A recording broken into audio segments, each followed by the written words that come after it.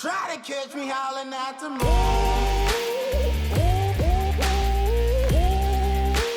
Try to catch me howling at the moon.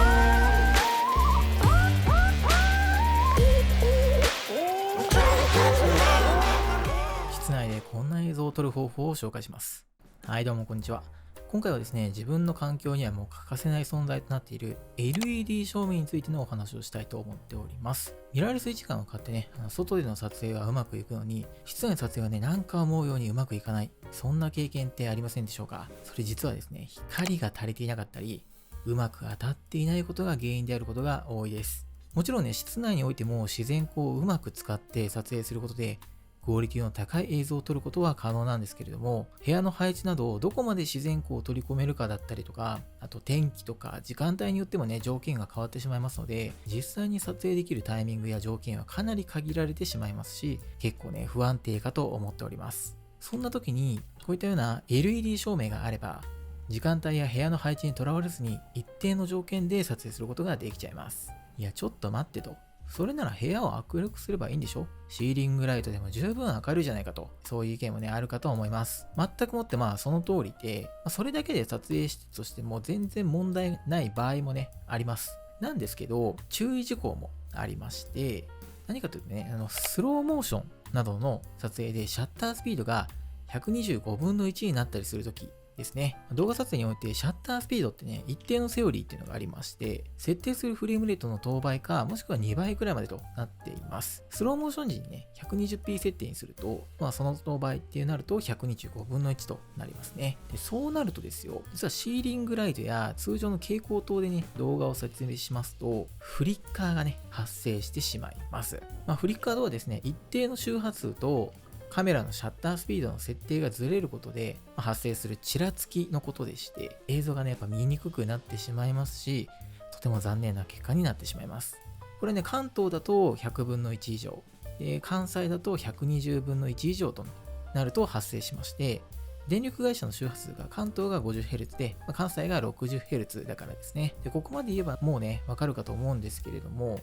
これに影響されない光源っていうのが LED 照明になるということですね。実際ね、部屋のシーリングライトは消して、この照明で光源を作ることによって、シャッタースピードっていうところも気にせずに撮影することができますね。じゃあその LED 照明って何を買えばいいのか、これに関してはですね、いろんなメーカーさんから多種多様な照明が出ていまして、例えばね、こんなようなコンパクトタイプのものだったりとか、あとはこういうね、スティックタイプのものとかはね、手軽に購入することができて、使いやすいんですけど、やっぱりワット数が比較的少なめで、明るさはほどほどといったものが多いですね。十分な光量を確保したいのであれば、できれば 60W 以上のモデルがおすすめとなりますね。ただ、やっぱり一般的にどうしても光量が大きいものになると、比例してサイズも大きくなってしまいますので、取り回しやね、持ち運びっていうのが難しくなってくる感じですね。そんな中で、今回ご紹介したいのが、こちらのジウンさんのシネピア CX100 という LED 照明でして、なんとこのサイズ感でバッテリー駆動もできるのに、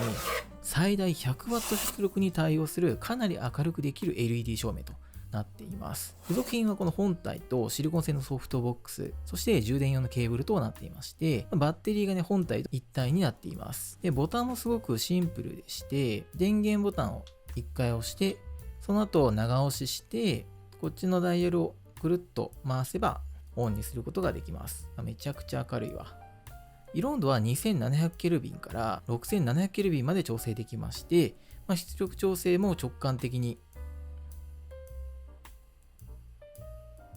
こんな感じでダイヤルを回すことで調整することができます。本体重量はね、約 710g となっていまして、機材バッグにも比較的小スペースで収納することが可能です。バッテリーは 4500mAh と大容量で、約20分から30分程度ね、稼働することができます。で、取り付け用のこの4分の1インチネジもありますので、照明用のスタンドだったりとか、三脚なんかにも設置することが可能です。で、こんな感じでね、これを使うことによって、こういったスローモーションの映像を綺麗に撮影することができますので、一段ね、クオリティをアップすることができるかなと思います。もちろんですね、さらにこだわっていくとですね、もっと出力の高い照明だったりとか、大きなソフトボックスを使っての撮影なんかもあるんですけれども、がっつり長時間の撮影で使ったりとか、使用頻度が高くて、もう常設してセッティングしておきたいとか、そんなことでなければですね、こういったコンパクトで、高出力なモデルっていうのはなかなかいい選択肢になってくるのかなとは思っています。さらにね、ちょっと応用編にはなるんですけれども、こちらのモデルにですね、スヌートというアタッチメントを別途用意することで、